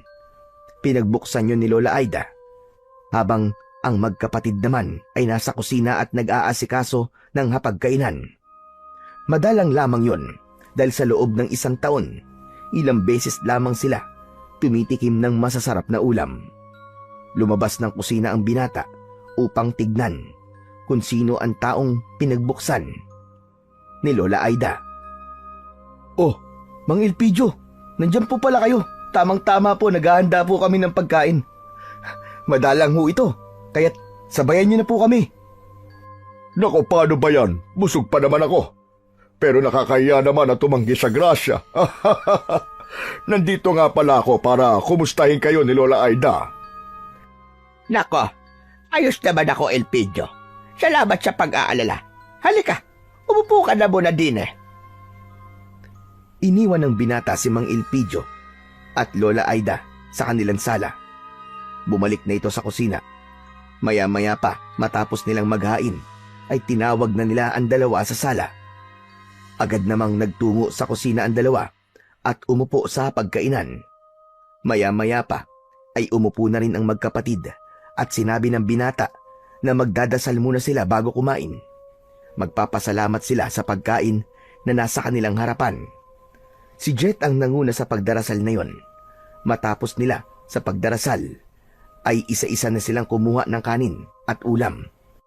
Susubo pa lang sana sila ng kanin nang marinig nila ang sigawan sa labas. Hindi lamang yon, narinig din nila ang kaluskos sa kanilang bubungan na para bang may naglalakad doon. Napatigil sila habang si Mang Elpidio naman ay napatayo. Mga aswang, sumasalakay na naman sila. Nanggugulo na naman sila sa baryo. Naamoy yata nila na may bata sa loob ng bahay, kaya't pati rito ay gusto nilang pumasok. Napakapit naman si Jet sa kanyang kuya nang marinig ang sinabing yun ni Mang Elpidio, habang si Lola Aida naman ay halata na sa kanyang mukha ang takot. Madaling pumasok si Jeros sa kanilang silid. Isinara niya ang mga bintana, ganoon na rin sa labas at kanilang kusina. Pinapasok niya si Lola Aida sa kanilang silid habang itinayo naman niya ang papag na naroon upang iharang sa bintana. Naglatag naman siya ng banig upang doon paupuin ang matanda, habang ang kapatid naman niya ay sinamahan si Lola Aida. Isinara niya ang mga pinto at kumuha ng itak, habang ganun din ang ginawa ni Mang Elpidio. Inabangan nilang pumasok ang aswang sa kanilang bahay. Habang inaabangan yon, ay kumuha ng isang dakot na asin si Jeros. Maya-maya pa ay tumahimik na ang kumakaluskos sa itaas ng bubong. Akala nila ay tuluyan ng umalis ang nilalang na naroroon. Ngunit nang akma na sanang lalakad ang binata, ay biglang nasira ang bubong ng kanilang sala. Kasabay nun ang pagbagsak ng isang nilalang. Ang akala nila ay nag-iisa lamang yon. Ngunit dahil sa sira ng bubong, ay isa-isa nang pumasok ang mga magkakamukhang nilalang. Mga hayop kayo! May pintuan naman! Sinira niyo pa ang bubungan! Umangil ang mga aswang at sabay-sabay silang umatake sa nakatayong si Mang Elpidio at Jeros. Ngunit bago pa sila tuluyang makalapit, ay mabilis na gumalaw ang binata at ibinato sa kanila ang isang dakot na asin na kanyang hawak-hawak. Hindi na rin niya napansin ang maladagdang likido na dumadaloy at lumalabas sa kanyang palad. Bumalot ito ng gusto sa itak na kanyang hawak. Kaya nang muling umatake ang mga aswang na kanilang nasa harapan, ay agad nila itong pinagtatataga. Nang mapatay nila ang lahat ng aswang, bigla na lamang silang nakarinig ng mas malalakas na kalabog sa silid kung saan naroroon ang kanyang kapatid at lola. Kaya't hindi na sila nagsayang ng oras. Mabilis nilang binuksan ang pintuan. Nakita nila doon na hinihila ng isang aswang si Lola Aida palabas ng bintanang winasak ng mga aswang. Dahil hindi pa alam gamitin ni Jet ang kanyang kapangyarihan na taglay, ay hindi niya alam ang kanyang gagawin. Kaya't nang hawakan ni Jeros ang aswang na papaalis, dala-dala ang matanda, ay ginaya niya ito. Kaya hindi nila maintindihan pareho kung bakit nagliyab ang aswang nang sabay nila itong hawakan. Jeros! Jet! Sabay niyong hawakan ng mga aswang! Mas mabisa ang kambal na mutya na inyong taglay kapag magkasama kayong lalaban! Naiintindihan ko na po ngayon, Mang Elpidio! Ako rin po, kuya. Kaya pala may lumalabas na maladagta sa mga kamay ko. Dahil sa mutya pala yun. Mang Elpidio, sige po. Kunin niyo po si Lola. Kami na po ang bahala sa mga aswang. Mabilis na tumakbo si Mang Elpidio at inalalayan ang matandang nabitiwan ng aswang na napatay ng magkapatid. Habang inilalayo ni Mang Elpidio si Lola Aida, may isang mas malaking aswang na mukhang paniki ang siyang humarang sa kanilang daraanan. Kaya't agad silang nilapitan ng magkapatid. Nawala pa ring tigil ang paglabas ng maladagta na likido sa kanilang mga palad. Tinignan lamang sila ng malaking aswang at ngumisi. Hindi ito nagsalita. At gamit lang ang senyas ay nagawa niyang ipag-utos sa ibang aswang na kunin ang 2 taong pinoprotektahan ng magkapatid. Mabilis yun na sinunod ng mga aswang. At dahil marami silang hindi alam sa kanilang kapangyarihan, ay hindi nila nagawang maitaboy ang mga aswang na kukuha kay Mang Elpidio at Lola Aida. Kaya nang makuha nila ang 2 tao, ay inilipad nila ito at ngumiti sa kanila ang malaking aswang. Kitang-kita dito ang dilaw nitong matatalim na ngipin. Pagkatapos nun ay tumalikod na ito at lumipad. Sumunod ito sa ibang aswang na dala-dala sila Lola Aida at Mang Elpidio. Humahangos naman si Jeros upang lapitan ang kanyang kapatid. Jet! Jet! Ano? Ayos ka lang ba? Ayos lang ako, kuya. Pero si Lola Aida at Mang Elpidio, kuya, natangay sila ng mga aswang. Alam ko, Jet. Kaya susundan natin sila. Hindi sila pa pwedeng mapahamak. Itinayo ni Joros ang kanyang nakababatang kapatid. Ngunit isang hakbang pa lamang nila ay umikot ang kanilang paningin. Napapikit sila at sa muling pagdilat ng kanilang mga mata ay nasa ibang lugar na sila. Para bang nasa ibang dimensyon sila dahil sa lugar na yon ay maliwanag. Puno ng saging. Kumikintab ang paligid. Maya-maya pa, isang maliit na boses ang kanilang narinig at isang boses ng babae. Nang lumingon sila sa kinaroroonan ng tinig, ay nanlaki ang mga mata nila dahil sa isang nilalang na nakaupo sa isang puno ng saging. Unggoy yun na may isang katawan, ngunit dalawa ang ulo. Hala! Kuya! Ano yan? Diyos ko, kanina aswang tapos ngayon, unggoy na nagsasalita naman. Kuya, mamamatay na yata ako sa nangyayari sa mundo. Kuya! Tumahimik ka nga, Jet! Sino ka? Mali! Sino kayo? Tsaka, nasaan kami? Ayong matakot. Ako si Veronica. At siya naman ang aking kambal na si Vernon. Kami ang gabay ng mutya na inyong taglay. Nakita namin ang sinasapit ng inyong baryo. Dati na itong nakita sa isang hula. Ngunit hindi ito binigyan ng pansin ng mga tao. Sinadya ko ang pagbibigay sa inyo ng mutya dahil nakita kong karapat-dapat kayo. Basta, ako naman si Vernon. Ako ang kambal ni Veronica. Ako ang magsasabi sa inyo ng kakayahan ng inyong mga mutya. Unang kakayahan, kaya nyo maglabas ng maladagtang likido sa inyong mga balat. Ang mga masasamang nilalang na inyong mahahawakan ay maaaring magliyab. Pangalawang kakayahan, habang magkasama kayo ng iyong kapatid, ay mas malakas ang mutya.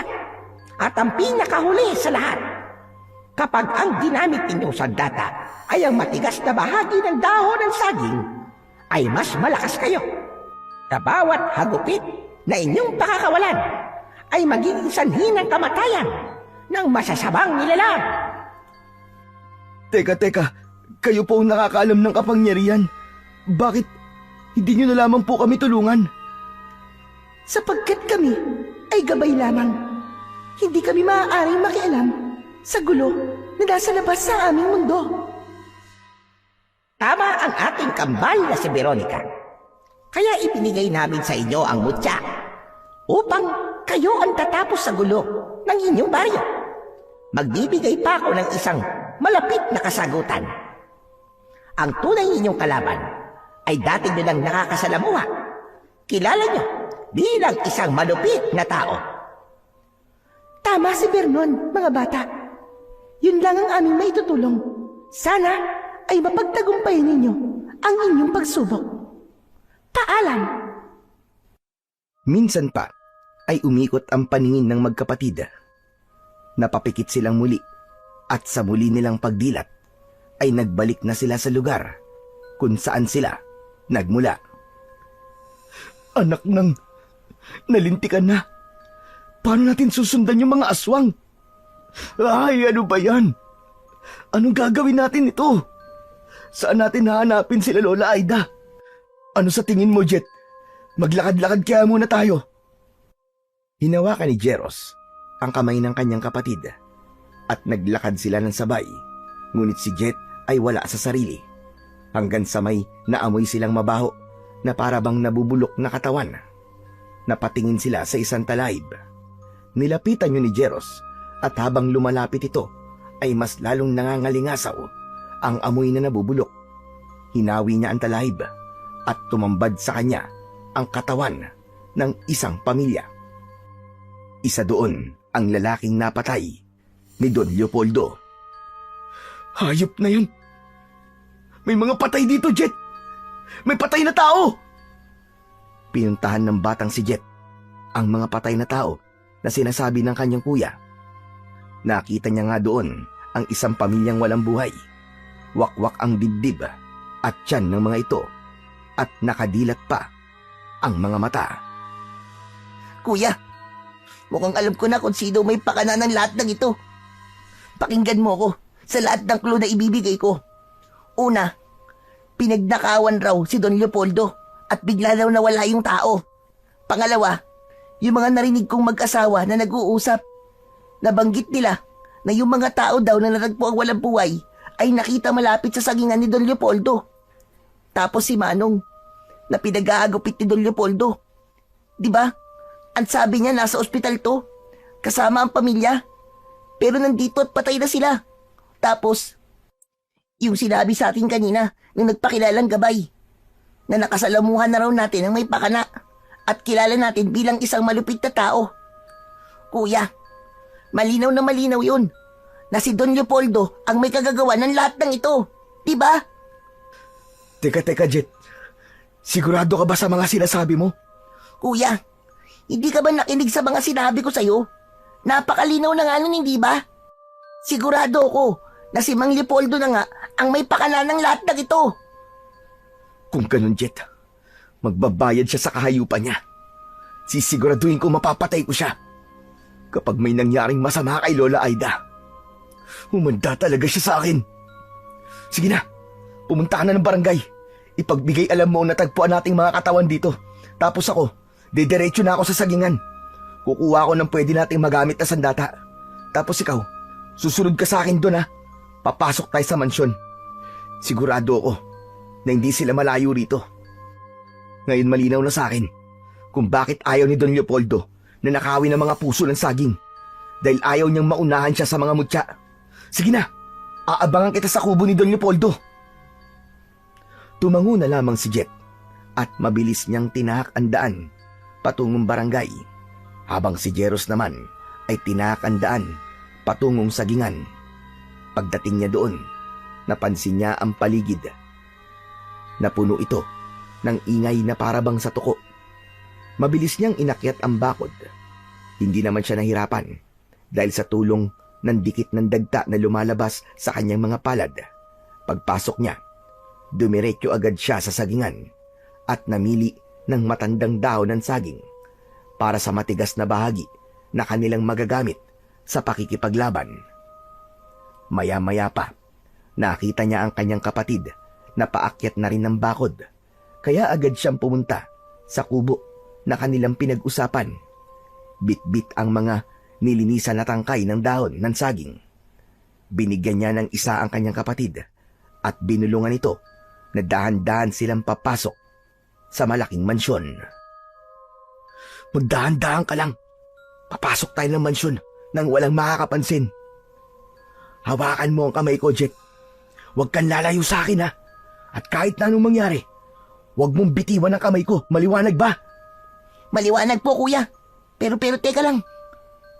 Kahit na ano man ang mangyari sa akin, kuya, gusto kong malaman mo na mahal kita, ha? Pakisabi din kay Lola Aida na mahal ko siya. At salamat sa lahat. Si Raulo, ano ba pinagsasabi mo? Para ka na mamaalam, ha? Bumasok tayo ng magkasama at buhay. Lalabas tayo ng buhay at ligtas. Kasama namang Ilpidio at Lola Aida. Kukutungan kita dyan, eh. May problema pa nga tayo, eh. Kaya, huwag mo muna akong dramahan, ha? Napakamot na lang sa ulo si Jet. Dahil kahit hindi sabihin ng kanyang kuya, ay gaya niya, ay kinakabahan din siya. Kaya imbis na magsalita pa, ay nanahimik na lamang ito.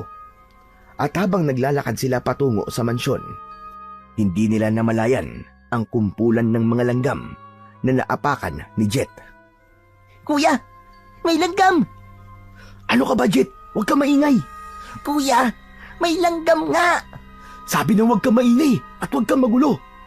Baka mamaya may makapansin sa atin dito ang ingay-ingay mo. Dahil doon, hindi na nagsalita ang batang si Jet. Hindi na rin siya naging magulo sa kanyang kinatatayuan. Ngumangangan na lamang ito na para bang sumisigaw, ngunit walang boses na lumalabas. Hanggang sa napansin ni Jeros ang lumuluha niyang kapatid. Anak ng, ano ba nangyayari sa iyo, Jetta? Bakit ka ba umiiyak? Ngayon ka pa naggagaganyan? Kuya, ang kulit mo eh. Sinabi na ngang may langgam eh. Ano ba langgam ang pinagsasabi mo? Nasaan? Sa binti ko, kuya. Kinakagat na ako eh. Bakit di mo sinabi kagad sa akin? Kamutin mo muna. Kanina ko pa nga sinasabi sa'yo, kuya eh. Sabi mo manahimik ako. Sus Mariosep naman na bata to. Pambihira ka. Ang tanda-tanda mo na. Alangan namang ako pa yung magpapalis at kakamot sa langgam na kumagat sa'yo. Doon nga ay kinamot na ng batang si Jet ang mga kinagat ng langgam. Ngunit dahil sa galaw nito, natamaan niya ang isang pala na nakatayo malapit sa labas ng mansyon. Nagdulot yun ng ingay, kaya't dali-dali silang nakita ng mga aswang na nagbabantay sa labas. Umangil ang mga ito, sabay sugod sa kanila, kaya't naghawak kamay muli ang magkapatid at sabay nilang pinaghahampas ng tangkay ng saging ang mga aswang na lalapit sa kanila. Dahil sa ingay na yon, nakuha nila ang atensyon ng mga aswang na nasa loob rin ng mansyon, kaya't nagsilabasan ang mga ito at isa-isang umatake sa kanila. Ngunit kahit na anong gawing lapit ng mga aswang, nagagawa lamang silang mapatay ng magkapatid, kaya't ang ibang aswang ay tumigil na sa pag-atake. O ano? Mga siraulo kayo! Natatakot na ba kayo ngayon? Sige! Sumugod pa kayo! Maglaban tayo! Patay kung patay! Kuya, teka, time first muna, time first. Kuya, ang sakit na ng pantog ko. Naiihi na ako. Anak naman ng putya, oo. Nasa gitna tayo ng laban ngayon ka pa iihi. Tiisin mo muna yan. Pero kuya, lalabas na, hindi ko na kayang pigilan. Hindi mo naman masasabi sa kalaban na, teka lang, time first at iihi lang ako. Loko ka talagang bata ka, oo. Ilalabas na talaga, kuya eh. Puputok na ang pantog ko, hindi ko na kaya. Ano ka ba? Pigilan mo muna yan. Baka mamaya matalo tayo eh. Bahala ka na nga dyan, kuya. Ang kulit mo. Habang nasa ganong tagpo sila, lumabas si Don Leopoldo nang nakangisi. Habang may dalawang aswang na mukhang paniki ang nasa magkabila ang gilid nito. Hawak si Mang Elpidio at si Lola Aida. Habang si Don Leopoldo naman ay nakangisi at parabang alam niya na mananalo na siya. Aba, at may bisita yata ako. Hayop ka, Don Leopoldo! Ikaw pala ang pinuno ng mga pangit na aswang na to! Ikaw din pala ang pasimuno ng patayan sa baryo! At ikaw rin pala ang dahilan ng kaguluhan dito! Eh ano naman ngayon? May magagawa ka ba? Napakasaya kayang manggulo at manira ng maayos na baryo. Hayop kang demonyo ka! Kung gaano ka kapangit, ganun din kapangit ang ugali mo! At mas lalo pa yata ang nakatago mo at umaalingasaw na sikreto! Manahimik ka! Sasabihin ko na ngayon ng mga kailangan ko. Buhay nila. Kapalit ang mga buhay ninyo. Mga apo, huwag kayong makikinig sa hayop na ito. Dahil kung ibibigay nyo ang mga sarili nyo sa hayop na Leopoldo na to at nakuha niya ang gusto niya, sigurado papatayin niya rin ang lahat ng mga tao rito sa baryo. Kaya mga apo, huwag na huwag kayong papayag sa gusto niya. Matanda na ako. Ayos na ako sa buhay ko. Handa na akong mamatay. Manahimik ka, tanda! Ang daldal mo! Malakas na sinampal ni Don Leopoldo ang matandang nagsasalita na si Lola Aida. Pagkatapos nun ay napalapit sila dahil nakita nilang sinampal ni Don Leopoldo ang kanilang lola. Ngunit nag-iba ang anyo ng muka ni Don Leopoldo at itinaas nito ang kanyang isang kamay at nagbago rin ang anyo nito. Naging kulay itim ang kanyang kamay at naging matutulis ang mga kuko nito na animo ay tare ng manok. Isa pang maling hakbang at gigilitan ko ang leeg ng matandang ito. Sige, subukan nyo. Lumapit kayo nang makita nyo ang hinahanap nyo. Madaya ka! Matapang ka lang dahil may alas kang hawak. Subukan mo silang bitawan at saka tayo maglaban ng patas. Ano? Hinahamon kita! Anong tingin mo sa akin? Uto-uto, walang pinag-aralan. Tanga, hindi ako magpapauto sa inyo, mga mangmang. Kung ganun, pumapayag na kami. Bitiwan mo si Lola at si Mang Elpidio. Ibibigay namin ang kailangan mo. Mabilis na sumenyas si Don Leopoldo sa kanyang mga alagad at pabagsak na binitiwan ng mga aswang sina Mang Elpidio at Lola Aida. Pagkatapos nun, binitiwan nila ang hawak nilang mga tangkay ng dahon ng saging at lumapit sila sa pinuno ng mga aswang na si Don Leopoldo.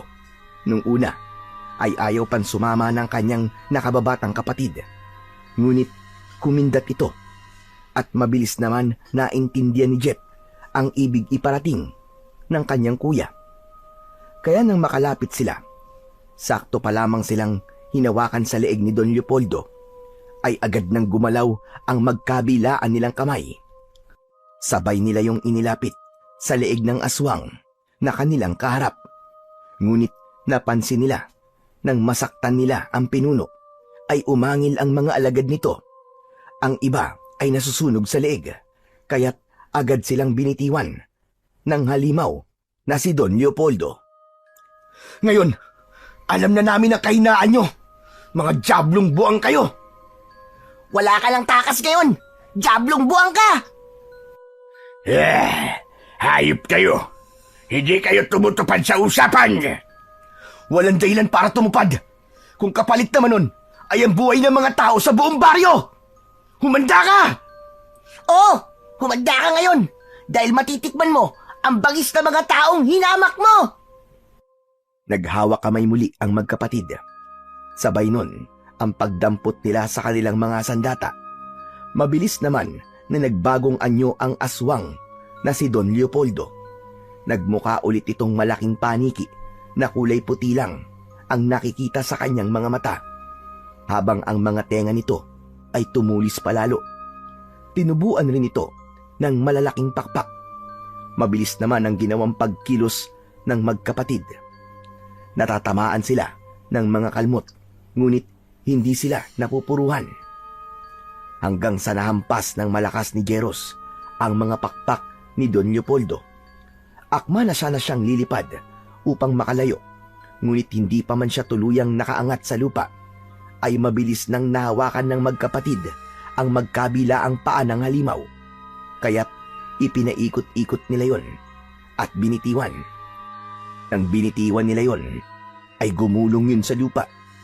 Hindi naman siya natulungan ng kanyang mga alagad dahil bawat hagupit na natatamo nito ay siya ring nararamdaman ng mga alagad nito, habang ang kanilang pinuno ay gumagapang na lamang sa lupa. Nilapitan ito ng magkapatid habang magkahawak pa rin ang mga kamay. Maawa na kayo. Huwag niyo akong papatayin, pakiusap. Magpapakalayo-layo na lang ako. Patawarin niyo ako. Huwag niyo akong papatayin.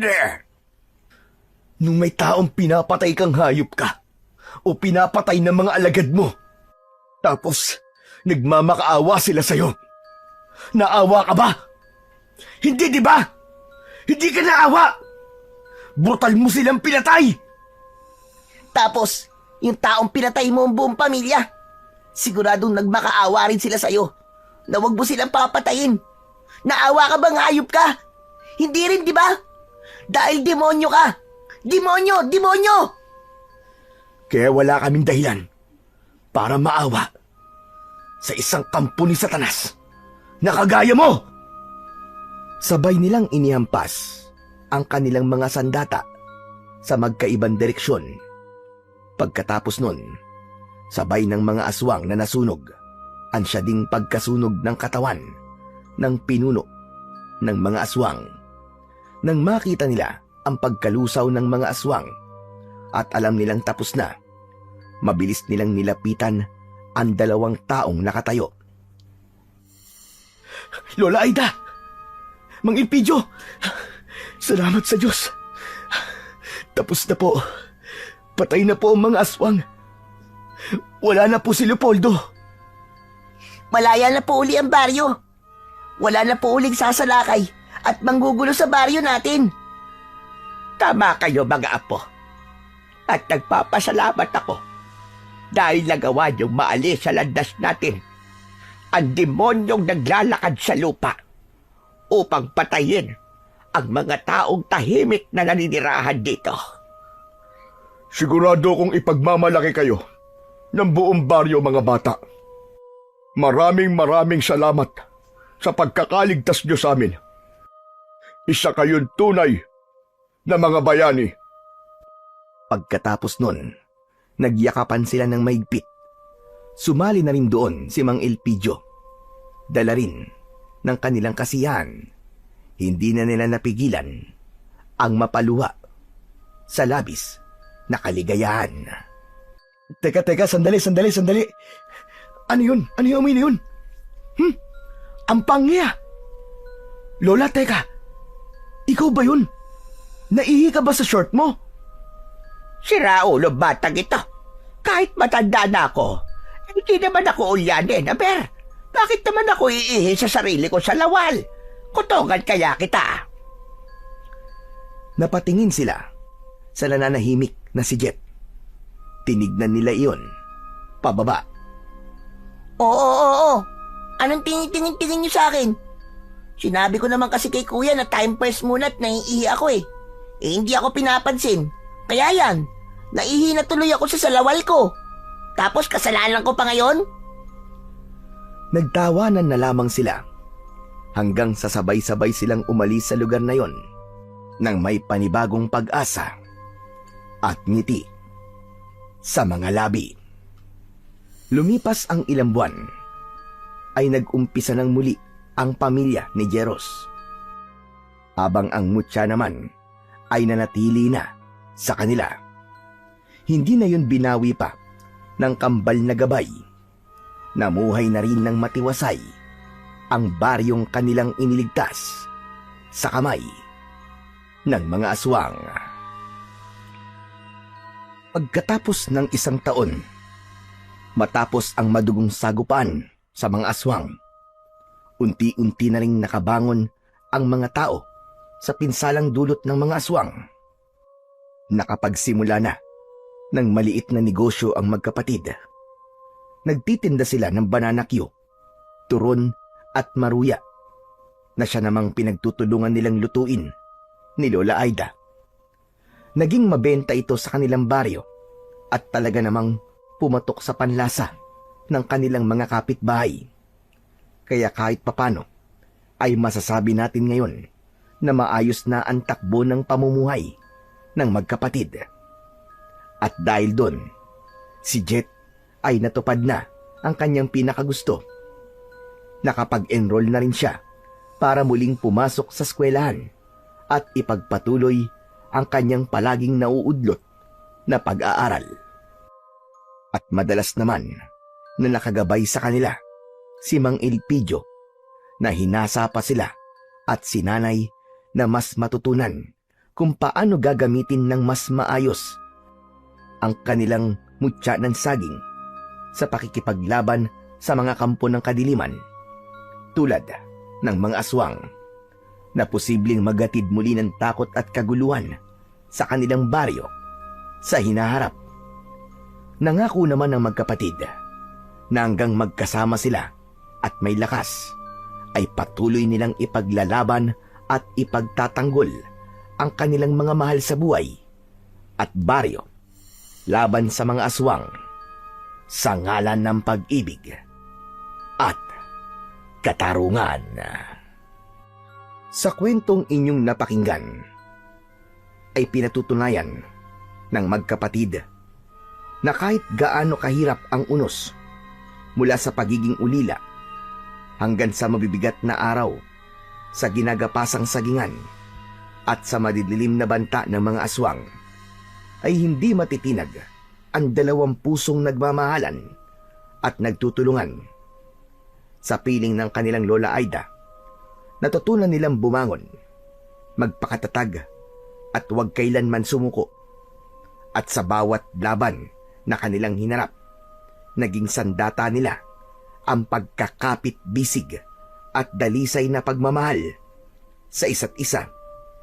Sapagkat habang magkasama silang dalawa, walang puwersa ng kadiliman, walang aswang at walang anumang panganib ang makakawasak sa kanilang samahan.